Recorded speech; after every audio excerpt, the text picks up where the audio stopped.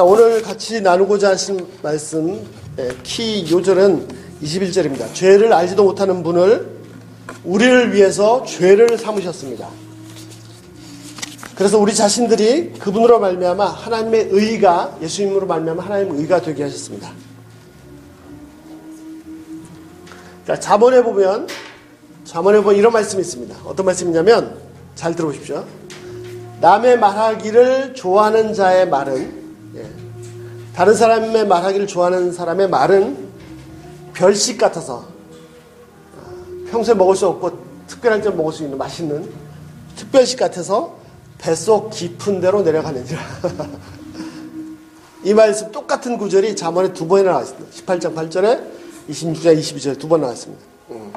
아마 이렇게 똑같은 구절이 두 번씩이나 나오는 경우는 많지 않을 겁니다.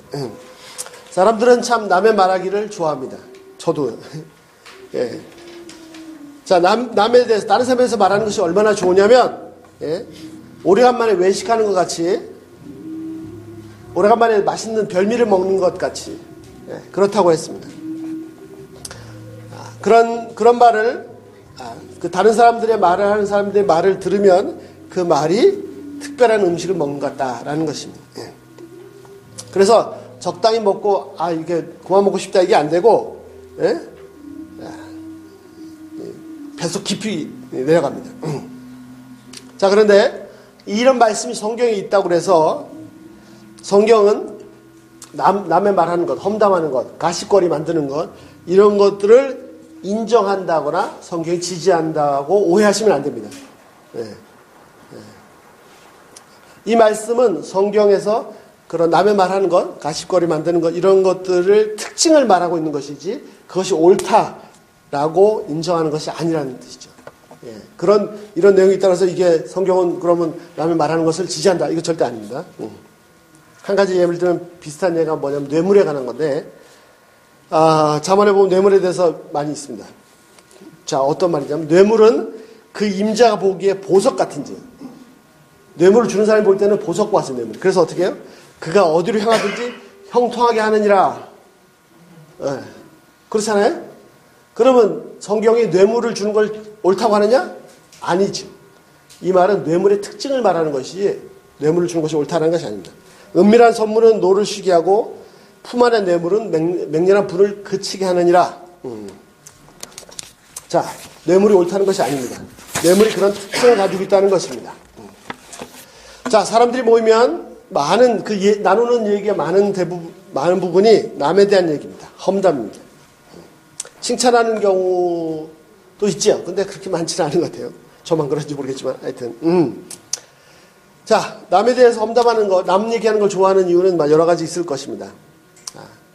가장 큰 이유 중에 하나는 다른 사람에 대해서 이렇게 험담함으로, 은근히 자신이 의롭다라고 무의식중에 자신을 드러내는 것이 아닌가, 그런 생각이 듭니다. 이런 사람의 특징 중에 하나는 그 다른 사람의 잘못을 직접 가서 얘기는 못하죠. 또 뒤에서 말해도 본인에게 직접 말하는 건 또 용기가 없습니다. 자, 남에 대해서 험담하는 얘기를 하는 크리스찬을 보면서, 크리스찬들도 있죠. 크리스찬들 중에서도 남에 대해서 이제 안 좋은 얘기를 합니다. 그런 얘기를 보면서 속으로 생각했습니다. 아니, 속으로 생각한 게 아니라 속으로 정죄했죠. 이 사람이 진짜 크리스찬이 맞는가? 이 사람이 진짜 예수님의 십자가를 통해서 진짜로 죄사함을 경험한 사람, 하나님으로부터 용서를 받은 사람이 맞는가? 정말 내가 십자가를 통해서 그렇게 엄청난 용서를 경험한 사람이라면 어떻게 다른 사람이 작은 죄에 대해서, 허물에 대해서 이렇게 자꾸 얘기를 할 수 있을까? 이런 생각을 했습니다. 정죄하고 있었죠. 그리고 제가 이 말이 맞지 않습니다. 정말 진짜 하나님의 용서를 경험한 사람이라면 그것도 그냥 용서받은 것이 아니라 아들을 예수님을 십자가에 죽게 하셔서 그 생명을 내어주셔서 그렇게 해서 하나님의 용서를 받았는데 어떻게 다른 사람의 작은 허물을 들추어내고 험담하고 불평할 수 있단 말입니다. 자신이 얼마나 큰 죄를 용서받았는지 안다면 어떻게 다른 사람의 작은 허물에 대해서 저렇게 막 거품 물 수 있을까? 그런 거죠. 예수님도 비유를 하셨죠. 1만 달란트 빚진 자, 도저히 갚을 수 없어서 탕감해 줬습니다. 그런데 그 사람이 백단이라는 빚진 자를 용서 못했죠. 그 비유에서도 지적하였습니다. 자, 다른 사람에 대해서 이렇게 막 용서하지 못하고 험담하고 나쁜 말하고 이런 사람이 진짜 거듭난 크리스찬이 맞습니까? 여러분 생각 어떻습니까? 자, 그런데 문제는 여기서 끝나지 않았습니다. 언제부턴가 부끄럽게도 저로서는 참 충격적인 것인데 저 자신이 바로 그런 사람 중에 하나였다는 것입니다. 아니 보통 사람들보다도 제가 더 그런 남 험담하는데 더 뛰어났다는 것을 깨닫게 됐습니다. 저는 남의 허물을 들춰내고 떠들어내는데 둘째가라면 서로 할 정도로 남의 좋은 점, 장점을 찾아내는 데는 별로 소질이 없습니다. 근데 남의 허물 집어내는 데는 쪽집게가 따로 없습니다. 멀쩡한 사람도 아무리 완벽해 보이는 사람도 아무리 깨끗해 보이는 사람도 조금만 이렇게 다른 면에서 돌려보면은 반드시 허물을 찾아낼 수가 있습니다. 그런데 만약에 저하고 직접 연관이 되었거나 또는 어떤 일을 위해서 그 사람을 위해서 제가 뭐 힘든 일을 겪었다고 하는지 막 이렇게 되면은 이제 막 맨날 그 사람 생각만 하고 맨날 그 사람 허물만 생각하고 눈을 부릅뜨고 막 약점을 찾아내고 말 한마디 한마디가 다 약점이죠. 죄죠. 머리끝부터 발끝까지 다 뒤져냅니다. 아무리 선한 사람도 몇 분 지나지 않으면 제 마음속에서 벌써 아주 나쁜 사람, 나쁜 놈, 아주 그냥 죽일 놈으로 만들어 놓습니다. 그 속된 말로 한국에서 씹는다고 하냐. 한국에서는 직장인들이 직장 끝나고 술 먹을 때, 술 마실 때 최고의 안주감이 뭐죠? 최고의 안주감이 자기 보스 씹는 거. 자, 우리 뭐 과장이 부장이 어쨌다 막 술 마시면서 막 최고의 안주감이죠. 정말 그 맛이 별미라고 합니다. 그동안은 다른 사람들이 크리스찬들이라고 하는 사람들이 남의 험담하는 것에 대해서 들을 때 저 사람이 진짜 크리스찬이 맞는데 저 사람이 어떻게 정말 주님의 용서를 받은 사람인가, 주님의 용서를 받은 사람이 어떻게 저렇게 할 수 있는가라고 생각해 왔었는데 바로 제 자신이 그 분야에서 아주 너무 잘하고 있었습니다.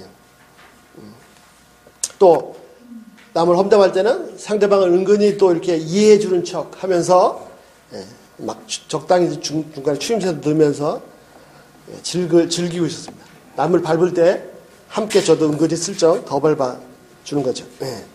자, 제가 진짜 예수님의 죽으심을 통해서 하나님의 용서를 받은 사람이 맞습니까? 자, 하나님은 어떤 분이십니까? 18절을 같이 보십니다. 18절. 모든 것이 하나님께 나왔으며 그가 그리스도로 말미암아 우리를 자기와 화목케 하시고 또 우리에게 화목케 하는 직분을 주셨으니. 자, 하나님이 어떤 일을 하셨습니까? 하나님은 18절에 보신 것처럼 예수님 때문에 예수님으로 말미암아 우리를 하나님 자신과 화목하도록, 그러니까 make peace, 화평하도록 하셨습니다.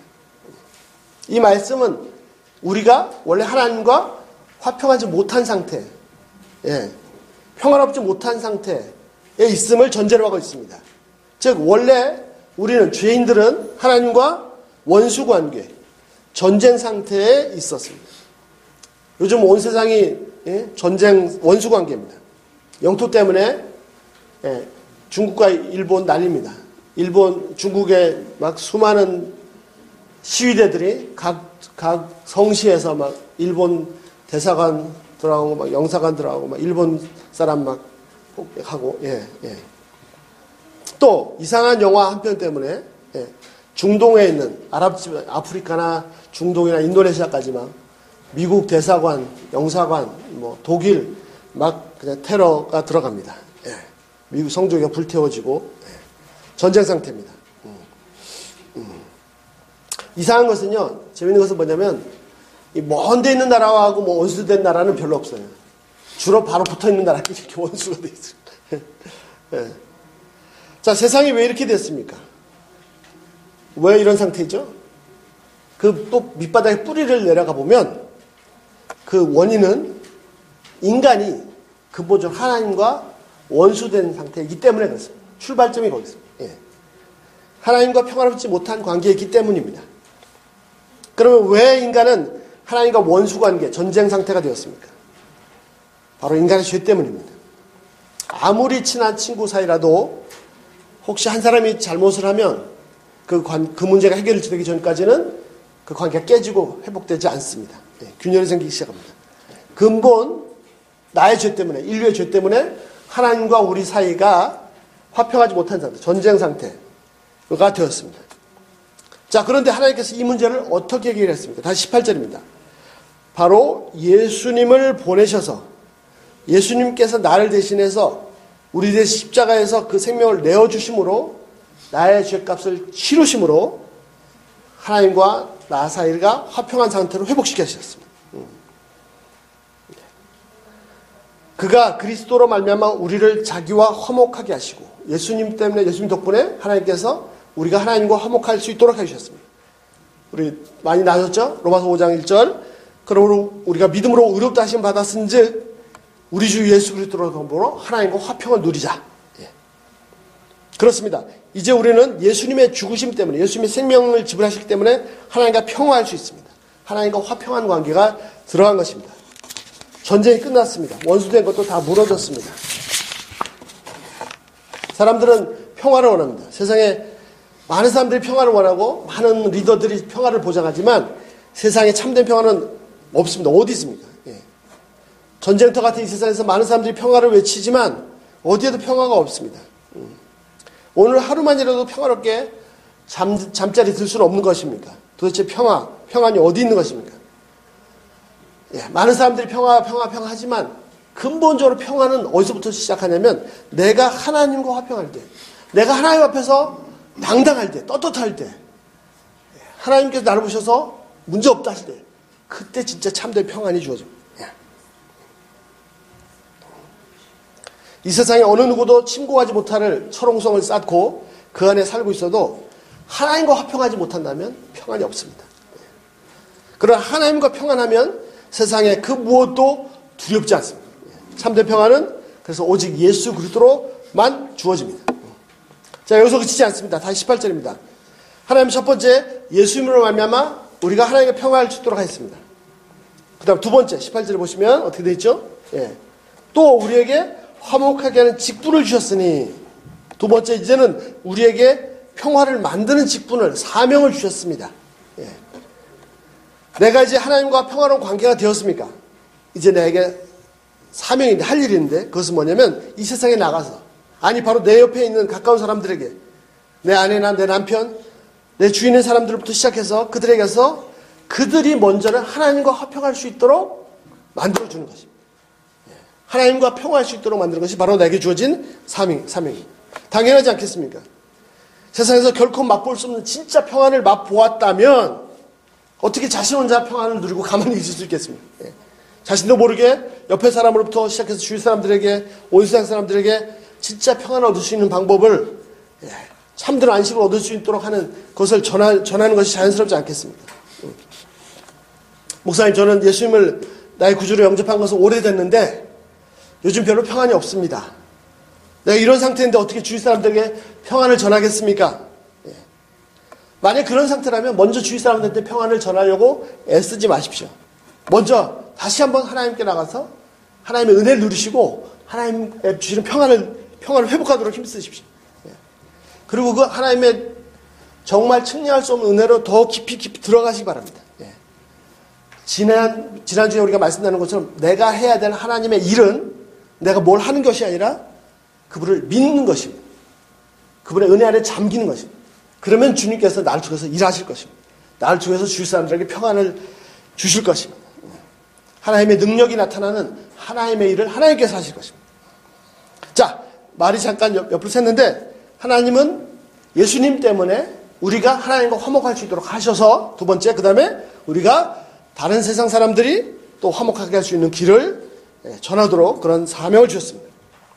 자, 이 18절 말씀은 19절은 좀 더 디테일하게 자세히 설명하고 있습니다. 19절 한번 보시겠습니까? 예. 곧 하나님께서 그리스도 안에 계시사. 여기서 하나님께서 그리스도 안에 계신다는 말은 예수님은 크고 하나님이 작으시 그 안에 들어가 있다는 그런 뜻이 아니고 and in Christ 그리스도로 말미암아 그리스도를 통해서라는 의미입니다. 하나님께서 그리스도로 말미암아 세상을 하나님과 자신과 화목케 하였습니다. 19절. 그 다음 뭐라고 되어 있죠? 세상을 하나님께서 그리스도로 말미암아 세상을 자신과 화목케 하시며 두 번째 뭐죠? 그들의 죄를 그들에게 돌리지 아니하시고 그들의 죄를 세상 사람들의 죄를 세상 사람들에게 돌리지 아니하시고 우리의 죄를 우리에게 돌리지 않으시고 여기서 돌린단 말은 이렇게 계산한단 말이에요. 회계한단 말이에요. 어카운팅 따져본단 말이죠. 하나님은 예수님 안에서 우리와 하나님 화평하도록 하셨는데 그 다음에 구체적인 내용이 뭐냐면 우리들의 죄에 대해서 하나님께서 따지시고 들춰내시고 추구하시고 결산하지 않으셨다는 것입니다. 자, 사람들은 자신의 죄는 싹 감추고 또 자신의 죄를 가장 잘 감출 수 있는 방법 중에 하나가 뭐냐면 상대방의 죄를 들춰내는 것이죠. 그래서 다른 사람들의 죄를 들춰내고 따지고 추궁하고 몰아붙이고 심한만 막 잡으려고 막 난립니다. 저도 그런 자입니다. 그런데 진짜 의로우신 죄인들은 그런데 의로우신 죄 없으신 하나님은 진짜 죄인들을 재판하실 수 있는 심판하실 수 있는 유일하신 그분은 우리들보다도 죄인들의 죄를 더 많이 알고 계심에도 불구하고 예수님 때문에 전혀 따지지 않으셨습니다. 전혀 죄를 추궁하지 않았습니다. 어떤 사람이 있습니다. 그런데 저 같은 사람 볼 때 그 사람의 표면적인 죄는 보이지만 깊은 내면의 죄까지는 모릅니다. 그런데도 불구하고 겉으로 드러나는 그거 가지고 떠들어댑니다.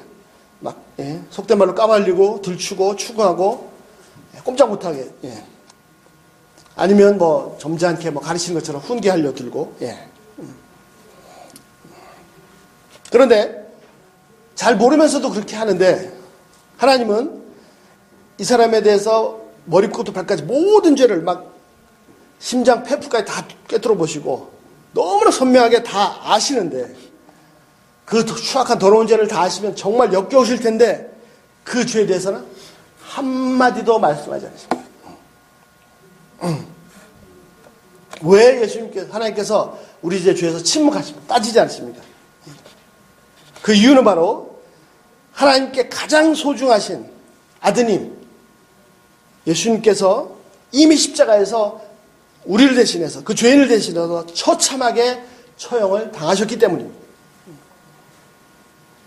하나님께서 가장 소중한 생명을 내어주시기까지 아니 생명보다 더 소중한 그 아들을 희생하시면서까지 용서하셨는데 정말 죄 많은 나 같은 용서받은 그 사람 나 같은 사람이 용서받은 다른 사람의 죄에 대해서 함부로 입을 놀린다면 멀쩡할 수 있을까요? 하나님은 내 주위의 형제 자매들의 죄에 대해서 이미 다 용서했습니다. 그것도 그냥 용서하신 것이 아니라 그 소중한 아들을 못 박아서 용서하셨는데 어설픈 사람이 옆에서 다른 형제 자매들의 죄를 막 들춰낸다면 하나님께서 그 사람을 용서하시겠습니다. 가만히 계십니다. 하나님의 진짜 진노를 사지는 않겠습니까? 하나님은 죄인들의 죄에 대해서 한마디도 묻지 않으셨습니다. 하나님께서 만약에 작정을 하시고 내 죄를 추구해 들어오신다면 아무도 살아남을 수 있는 자가 없을 것입니다. 자, 그런데 그 하나님께서는 한마디도 추구하지 않으셨고 대신 하신 것이 있습니다. 그것이 뭡니까? 그들의 죄를 그들에게서 돌리지 않으시고 19절 돌리지 않으시고 그들의 죄를 추구하지 않으시고 뭘 하십니까? 화목하게 하는 말씀을 우리에게 부탁하셨느니라. 하나님은 예수님 때문에 죄인들의 죄에 대해서 한마디도 하지 않으시고 이미 용서받은 사람들에게 뭘 부탁하시냐면 가서 화목의 메시지를 전해라. 화평의 메시지를 전해라라고 부탁하셨습니다. 평안의 복음을 전하라고 했습니다.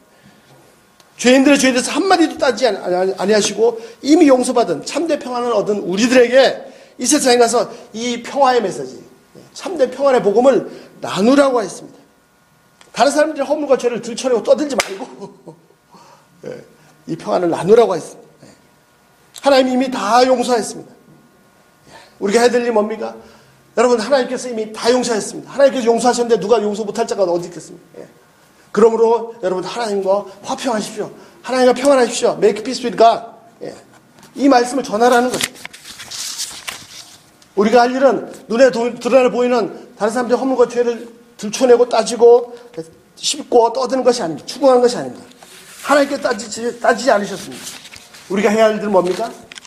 그런 분들이, 그런 사람들이, 그런 죄인들이 하나님과 화평할 수 있도록 그 길을 알려주는 것입니다. 예. 자, 이제 선언합니다. 저희 가운데는, 이 자리에 계신 분 가운데는 이제 절대로 다른 사람들의 허물에 대해서 험담하는 사람이 있을 수가 없습니다. 아멘? 예. 자, 험담거리가, 저 사람 왜 저래 험담거리가 쑥 나오려고 그러면, 내가 할 일이 뭐지? 가서 화평 깨야지. 이렇게. 하나님이 다 용서하셨습니다. 예. 예. 험담 대신에 평화의 메시지를, 하나님과 평안할 수 있는 그 비밀을 전하시기 바랍니다. 나도 모르게 험담이 나오려고 그러면, 허물이 보이면, 예. 조용히 웃어주십시오. 그 미소 속에, 정말 얼마나 자기가 아팠으면 저럴까. 예? 자, 심하게 험담들이 오가면 그것을, 또 별미다. 뱃속 깊이 집어넣지 마시고, 저런 죄인을 위해서도 예수님께서 죽으신, 나 같은 죄인을 위해서 죽으셨지. 예. 조용히 평안의 복음을 나눌 수 있기를 기도합니다. 하나님께서 우리 각 사람의 입 앞에 파수꾼을, 경비병을 세워주시길 기도합니다. 자, 우리 입 앞에서 우리를 지키는 파수꾼들이 누구입니까? 우리 입 앞에서 우리의 입을 지키는 파수꾼은 바로 하나님의 은혜입니다. 하나님의 은혜가, 하나님과 평안이 내 속에 충만하면 입이 딱 험담이 나올 수가 없습니다. 예. 만약에 내 속에서 험담이 나오려고 그런다? 그럼 파수꾼은 어디 갔지? 내가 은혜가 떨어졌구나. 다시 주님의 은혜, 십자가의 은혜를 다시 한번 바라보시고 경험하시기 바랍니다. 예. 그러면 자동으로 입이 지켜집니다. 예. 저 사람 왜 저래? 예? 좀 잘하지. 맨날 왜 저러고 다녀? 예. 그 정도 좋아요. 저는 맨날 저런 사람이야. 그 사람 허물 약점을 얘기하다가 그 사람을 나쁜 사람으로 완전히 규정해버리죠. 자, 끝. 예. 저 사람을, 저 죄인을 위해서도 예수님께서 죽으셨지. 예. 그래서 하나님과 화평케 하는 것입니다. 자, 우리 한번 해볼까요? 이제 연습을 해요. 이게 이론만 가지고 안 되고 연습을 해야 돼요. 예. 자, 옆에 좌우에 계신 분들 보시고, 또 이렇게 부부가 같이 앉으셔가지고, 예. 한 말씀 해주세요. 예. 바로 당신을 위해서 예수님께서 십자가에 죽으셨습니다. 해주세요. 예. 예. 이거 좀 말하세요. 몰라. 예. 예. 예. 당신을 위해서 그 소중하신 아드님이 죽으셨습니다. 예. 예. 얼마나 소중한 사람입니까? 예. 예. 이것이 진실입니다. 내 눈에 보이는 허물과 약점이 진실이 아니고, 내 눈에 보이는 그 잘못이 진실이 아니고, 이 사람을 위해서 예수님께서 죽으셨다는 이것이 진리입니다. 자, 20절입니다. 바울이 계속해서 말합니다. 예. 20절에 뭐라고 되어 있죠? 그러므로 우리가 그리스도를 대신하여 사신이 되어서, 예, 사신, 죽음의 신이 아니고, 대사, 메신저. 예. 우리는, 예, 바울이 말하고, 우리는 뭐라고요?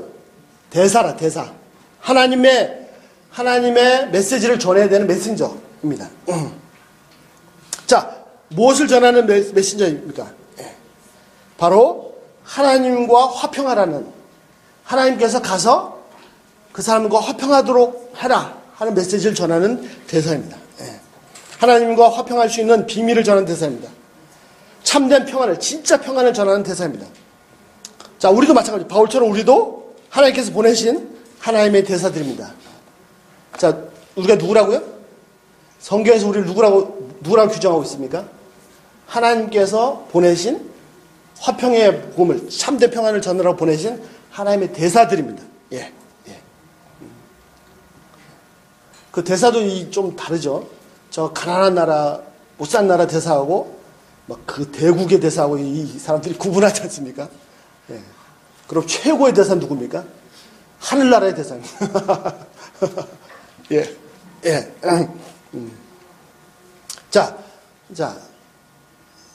실감이 안 나시는 분 너무 크면은 예, 우리 한 사람 한 사람이 바로 하나님의 화평을 전하는 하나님의 대사들입니다. 예, 또 한 번 하겠습니다. 자, 옆에 예, 당신은 바로 하나님의 대사이십니다. 예, 좌우로 예. 너무 다정하게 영인 좀 하셨어요? 예. 감사합니다. 감사합니다. 제가 못 봐가지고. 자, 그래서 뭐라고 합니까? 20절. 예. 하나님이 우리를 통하여 너희를 권면하신 같이 그리스도를 대신하여 간청하노니 뭐라고요? 너희는 하나님과 화목하라. 예. 바울이 하나님께서 바울을 보내셨습니다. 고린도 교회. 그래서 뭐라고 하라고요? 하나님께서 우리를 보내셔서 너에게 하라고 하는 게 있다. 화평의 복음을 전하였다. 그러니까 너희는 하나님과 화목하라. 라고 했습니다. 예. 우리도 마찬가지. 우리도 먼저 하나님과 화평하고 화목하고 평안을 누리시고 그 다음에 만나는 사람 곳곳에 가셔서 이 복음을, 이 메시지를 전하시는 대사들입니다. 그래서 하나님과 화목하도록 자꾸 연결해 주는 겁니다. 자, 우리는 이 세상 주인들에게 보냄을 받은 하나님의 대사들입니다. 예. 제가 간증하겠습니다. 선교지 가기 전에는 선교지 생각만 하고 막 기도만 해도 막 가슴이 뛰고 눈물이 나고 했습니다. 예. 근데 문제는 뭐냐면 선교지 가서 한 1년 반 정도 지났는데 예. 충격적인 걸 발견했습니다. 선교사들하고 모이면 예.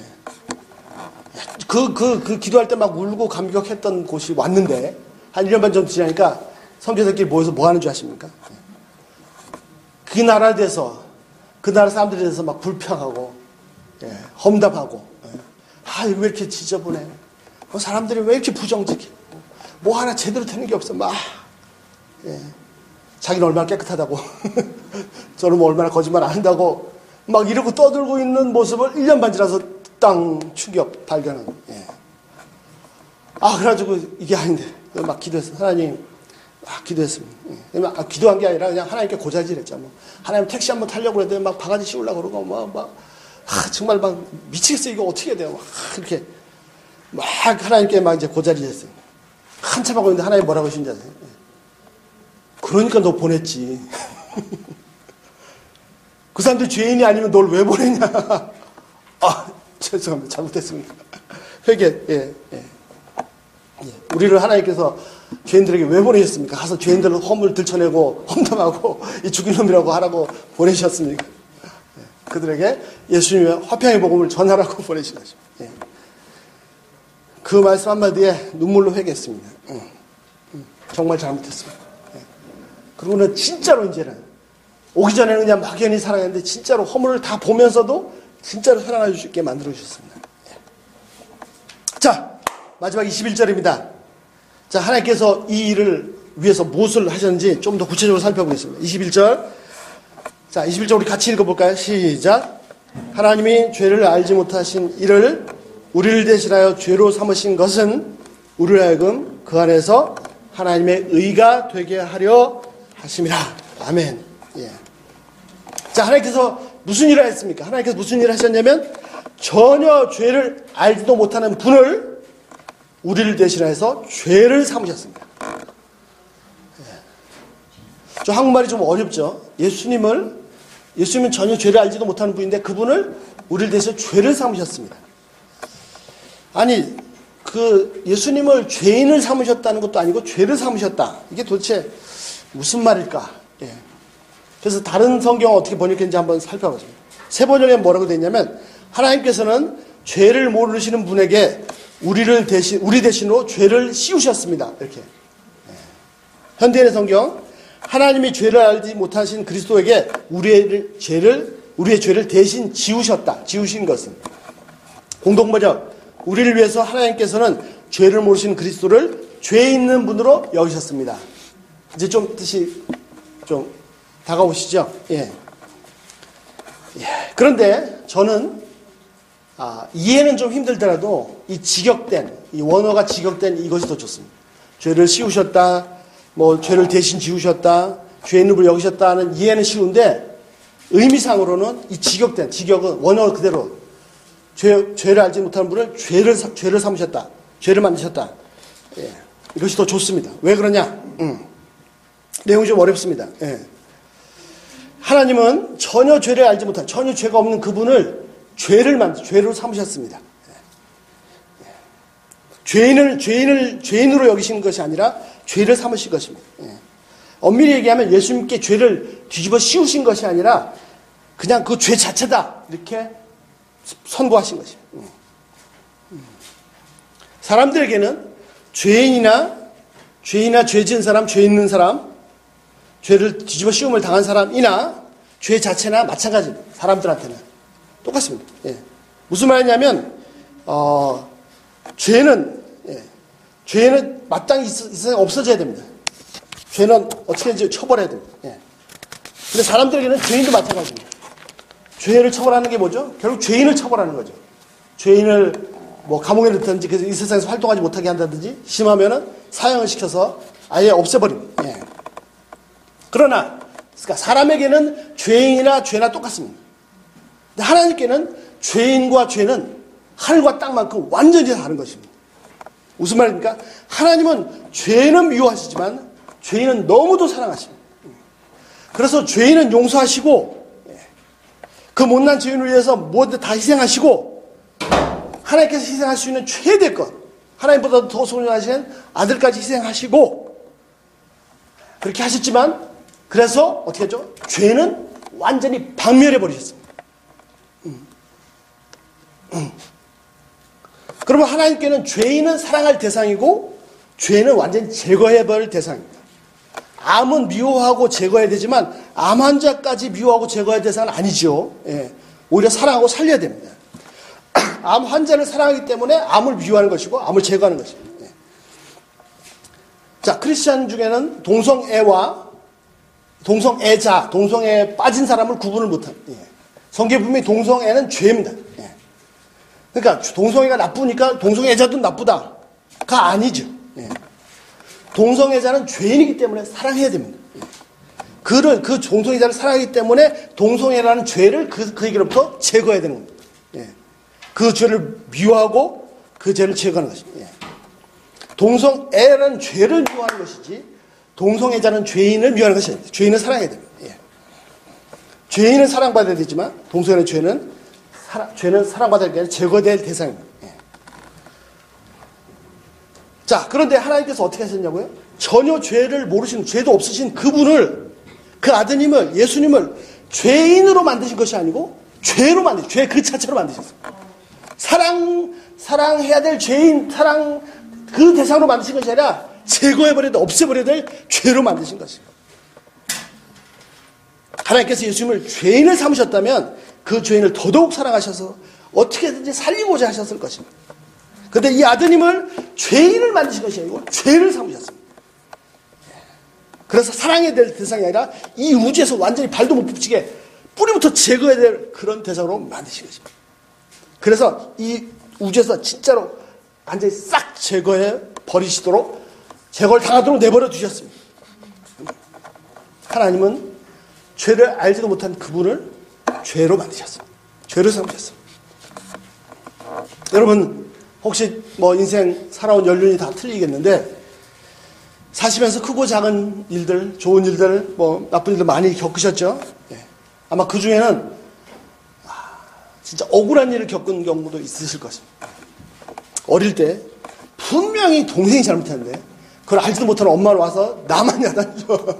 우와 막 잠들고 그런 것부터 시작해서 세상 살면서 정말 멀쩡한 사람을 막 그냥 악인으로 나를 막 그냥 험담하고 몰아치우고 그렇게 당하는 경우도 있습니다. 정말 아무것도 안 했는데 그냥 가만히 있는데 무슨 거짓말을 했느니 돈에 욕심을 냈느니 못 믿을 놈이니 완전히 사람을 유혹하는 나쁜 놈으로 매도를 당하기도 하고 점점 심해져서 허물만 말하는 것이 아니라 완전히 나 자신을 완전히 죽일 놈으로 이렇게 만드는 그런 경우도 있습니다. 막 속이 뒤집어지고 잠이 안 오고 막 환장하고 심하면 한국말은 그런 데는 또 이렇게 표현들이 발달했는지 모르겠어요. 피가 거꾸로 솟는. 예, 예, 예. 정말 뭔가 옳고 그런 것을 판단하기 위해서 나에게 얘기하는 것이 아니라 완전히 무조건 나를 잡고자, 예. 그러면 어떤 말도 안 통하는 그런 상태. 예. 막 이렇게 돌아볼 것 같은 그런, 예. 약한 사람은 자살함. 예. 인터넷의 악플 때문에 얼마나 많은 사람이 자살하는지 모릅니다. 예. 사람들은 그런데, 예. 그 정도, 네. 하나님은 멀쩡한, 전혀 죄 없으신, 죄가 뭔지 전혀 알지도 못하신 그 아드님을 완전히 뒤집어 씌우셔서 죄인 삼으신 것이 아니라 죄 그 자체를 삼으셨습니다.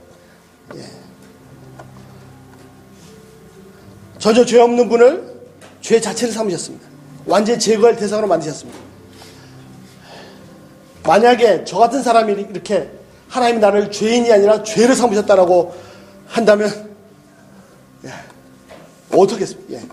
얼마나 억울합니까? 억울한 정도가 아니라 뭐 정말 아까 표현처럼 피가 거꾸로 솟구칠 일이 아닙니다. 예. 제가 만약에 예수님이었다면 아마 평생 하나님 아버지를 원망하고 항의하고 대들고, 예, 절대 이룰 수 없다. 예. 아니, 이제 아버지 아들 끝이다. 예. 부자연을 끊었어. 예. 세상에 자기 자식을 완전히 잡아 죽이고자 달려드는 아버지가 어디 있습니까? 진짜 아버지가 맞습니까? 근데 예수님은 항의 한 번도 안 하셨고 단식 투쟁도 안 하셨습니다. 그냥 묵묵히 그 죽음의 길을 가셨습니다. 죄인이 아니라 죄가 되는 그 길을 가셨습니다. 죄인이 아니라 죄가 되셨습니다. 단 한 번 십자가에서 그 겟세마네 동산에서 몸부림치면서 기도하셨습니다. 그리고 십자가에서 나의 하나님 어찌하여 나를 버리셨나이까 절규하시면서 죄가 되셔서 처형을 당하시고 완전히 제거를 당하셨습니다. 예수님이 하나님을 하나님으로 부른 때가 이때 딱 한 번입니다. 항상 아버지로 부르셨습니다. 자, 왜? 무엇 때문에 그 아들을 죄인도 아니고 완전히 죄로 만드셔서 이렇게 처참하게 처형하셨습니까? 바로 저와 여러분들 때문입니다. 그렇습니다. 저와 여러분들을 위해서, 저와 여러분들의 죄 때문에, 그러면서 죄가 많음에도 불구하고 다른 사람의 허물을 들춰내고 험담하고 떠들고 때문에 예수님은 너무나도 억울하게, 정말 억울하게, 억울하면 정도를 따지자면 자살했다면 수백 번, 수천 번 자살에 마땅한 그 길을 당하셨습니다. 그런데 이렇게 억울한 것이 정상으로 보이는데도 불구하고 예수님은 전혀 억울해하지 않으셨습니다. 왜냐하면 예수님도 이 죄인들을 그토록 사랑하셨기 때문입니다. 자신을 대신해서, 아들을 대신해서 부모가 고통을 당하고 부모가 죽는다고 해서 억울해하는 부모가 없습니다. 예. 왜냐하면 진짜로 자식을 사랑하기 때문입니다. 자, 하나님께서 전혀 죄를 모르시는 그분을 죄인이 아니라 죄를 삼으셨습니다. 예. 예수님도 그 억울함을 당하시고도 전혀 억울해하지 않으시고, 예, 그 길을 가셨습니다. 자, 그렇게 하신 최종 목적이 무엇입니까? 21절 다시 보시겠습니다. 하나님이 죄를 알지 못한 이를 우리를 대신하여 죄를 삼으신 것은 우리로 하여금 그 안에서 하나님의 의가 되게 하려 하십니다. 예. 그 이유가 뭐라고요? 하나님께서 우리로 하여금 그분으로 말미암아, 예수님으로 말미암아 우리가 하나님의 의가 되도록 하시기 위해서 하셨습니다. 그렇습니다. 하나님은 전혀 죄 없는 분을 죄인이 아니라 죄로 만드셨습니다. 그래서 바로 이 죄인을 머리끝부터 발까지 죄로 가르치한 이 인간을 의인이 아니라 그 의 자체, 바로 하나님의 의로 만드셨습니다. 우리는 의인인 정도가 아닙니다. 죄가 많은데 그냥 다 덮자. 그래, 죄 없어, 무죄, 의인이야. 가 아니란 말입니다. 완전히 흠도 없고 점도 없는, 완전히 예수님과 똑같은 하나님의 의 그 자체를 만드셨습니다. 죄 없으신 예수님께서 죄가 되셨습니다. 그 대가로, 그러므로 죄 많은 내가 하나님의 의가 되었습니다. 이제는 다른 사람뿐만 아니라 내가 나 자신도 정죄할 수가 없습니다. 다른 사람은 당연히 정죄할 수 없고. 왜냐하면 이제는 완전히 하나님의 의가 되었기 때문입니다. 아니, 목사님, 이후에도 또 죄를 짓고 있는데요? 죄가 또 있는데요? 예. 이 성화에 대해서, 예, 또 나누려면 많은 시간이 필요합니다. 예. 예. 자, 간단하게 말씀드리죠. 내가 완전히 하나님의 의가 되었다고 하는데, 근데 또 지금 죄가 있는데요? 예. 예. 자, 만약에 내 속에 죄가 또 있다면, 예. 내가 또 죄를 짓습니다. 거기에 주목하지 마시고, 거기 진짜 주목하셨다면, 그 다음 한 단계 더 나가십시오. 나를 위해서, 나를 대신해서 죄가 되신 예수님만 바라보시기 바랍니다. 예. 내가 죄인인 것을 더 깊이 깨달아질수록 나 때문에 죄가 되신 예수님을 더욱더 꼭 붙잡으시기 바랍니다. 예. 죄가 더한 곳에 은혜가 더하다. 예. 내가 죄가 있다는 것도 중요합니다. 그러나 진짜 중요한 사실은 예수님이 나 때문에 죄가 되셨다는 사실입니다. 그래서 내가 하나님의 의가 되었다는 사실입니다. 자, 결론입니다. 예. 자, 21절입니다. 핵심 포인트 21절. 뭐죠? 하나님이 전혀 죄를 없으신, 죄를 모르시는 분을 죄를 삼으셨습니다. 이 사실 하나, 이 사실을 날마다 되새기시 바랍니다. 예. 그래서 이 죄 많은 이 인간을 하나님의 의로 만드셨습니다. 예. 이 진리를 Monday to Friday, 8 to 5 월요일부터 금요일까지 8시부터 5시가 아니고 일주일 내내 8 to 5가 아니라 24시간 계속 되새기시기 바랍니다. 그래서 이 진리의 은혜 속에 깊이 빠져드십시오. 예. 여러분, 우리는 하나님의 은혜 아래에 있습니다. 절대 율법 아래 있는 종이 아니고 하나님의 은혜 안에 있는 자녀들입니다. 기도하겠습니다.